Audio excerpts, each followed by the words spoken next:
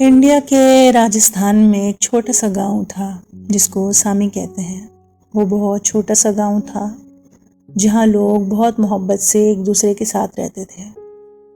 ज़्यादा लोग ना होने की वजह से वो एक दूसरे को बहुत अच्छे से जानते थे। एक दूसरे के दुख सुख में हमेशा साथ रहते थे और खुशियों में भी उनका यही हाल होता था। खैर, गांव का माहौल बहुत अच्छा था। कभी ना कोई चोरी और ना कोई और वारदात सामने आई।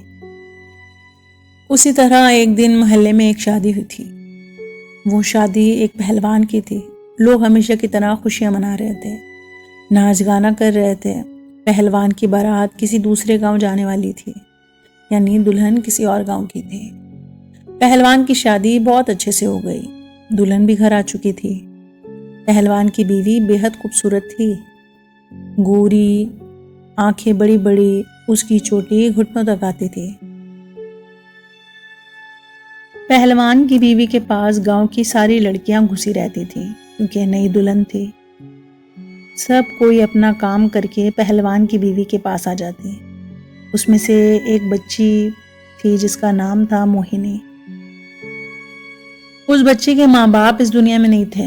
वो अपनी दादी के साथ रहा करती थी। बहुत ही प्यारी बच्ची थी। वो लगभग 14-15 साल की होगी। गांव में कोई स्कूल तो नहीं था, तो कोई बच्ची या बच्चा पड़ा हुआ नहीं था। रोज शाम की तरह आज भी सब लड़कियों के साथ मोहिनी भी पहलवान की बीवी के पास आई। लड़कियां कहती थीं कि पहलवान की बीवी उन्हें अच्छी अच्छी कहानियां सुनाती है। वो सब रोज शाम को जाती और रात में वापस आ जाती। रोज की तरह सब अपने अपने घर लौट गई, लेकिन मोहिनी कुछ चुप चुप सी थी। वो अपने दोस्तों के साथ भी कुछ नहीं बोली। घर पर आई, अपनी दादी के साथ खाना खाया और सो गई। लेकिन सुबह जब मोहिनी की दादी ने शोर किया कि मोहिनी घर पर नहीं है, सबने मोहिनी की तलाश शुरू कर दी। गांव के आसपास जंगलात थे और खंडरात थे।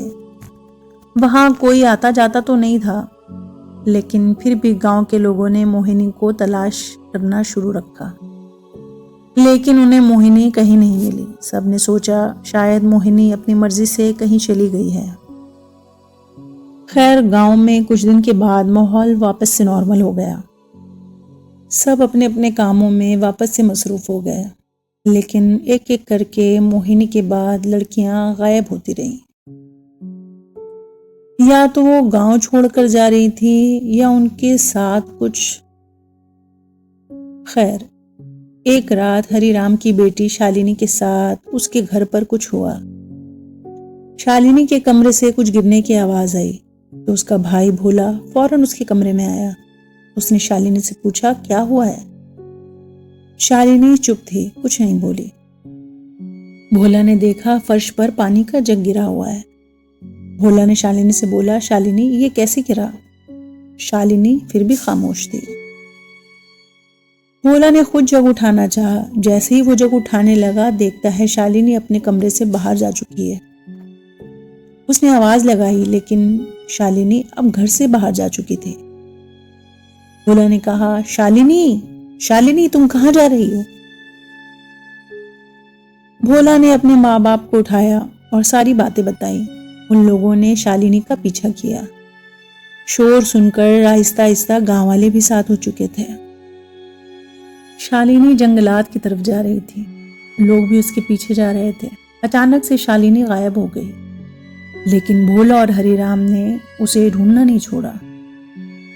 वो उसे ढूंढते ढूंढते खंडरात की तरफ पहुंचे। वहां उन्होंने धुएं को महसूस किया, जो आग जलने की वजह से होता है। वो समझ गए थे कि यहाँ आसपास जरूर कुछ है। जब वो खंडर के अंदर गए तो उन्होंने देखा कि शालिनी आग के सामने बैठी है।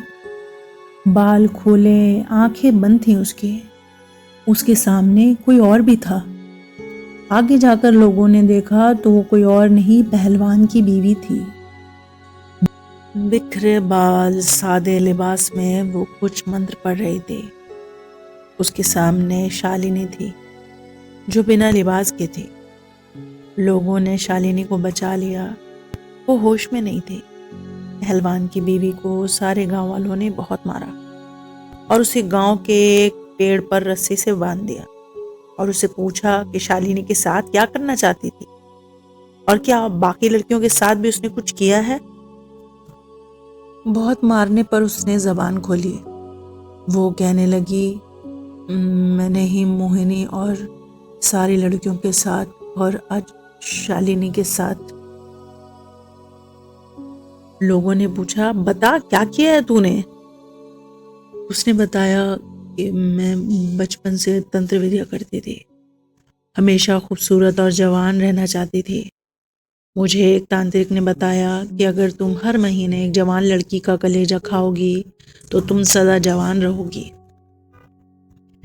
मैं सारी लड़कियों को कहानी सुनाया करती थी और जो मुझे पसंद होती मैं उसे एक पुड़िया जिसमें काला जादू करके रखते थे वो पिला देती। उसके बाद वो लड़कियां मेरे वश में हो जाती। मैं खंडर में आकर अपना तंत्र चालू रखती और मैं जैसा जैसा कहती वो लड़कियां वैसे ही करती।